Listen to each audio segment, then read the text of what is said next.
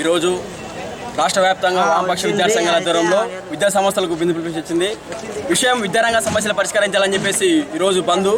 అయితే కార్పొరేట్ కానివ్వండి, ప్రైవేట్ విద్యా సంస్థలు కానివ్వండి, వేలకు డబ్బులు వసూలు చేస్తున్నటువంటి ప్రైవేట్ పాఠశాలపైన చర్యలు తీసుకోవాలని చెప్పేసి పలుమార్లు విద్యార్థి సంఘాలు మేము డిమాండ్ చేస్తున్నప్పటికీ రాష్ట్రంలో ధర్నాలు చేస్తున్న విద్యార్థి సంఘాలపైన అణిచివేస్తూ అక్రమ కేసులు బనాయిస్తూ అణిచివేస్తున్న ఈ ప్రభుత్వానికి చిత్తశుద్ధి లేదని చెప్పేసి కోరుతా ఉన్నాం.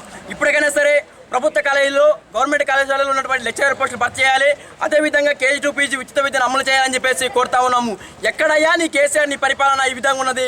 విద్యార్థులను ఆ రోజు చేస్తున్నటువంటి ఈ రోజు రాష్ట్ర ధర్నాలు చేస్తే క్రిమినల్ కేసులు పెడతామని చెప్పేసి కలెక్టర్ నుంచి ఆదేశాలు ఇస్తున్నావే.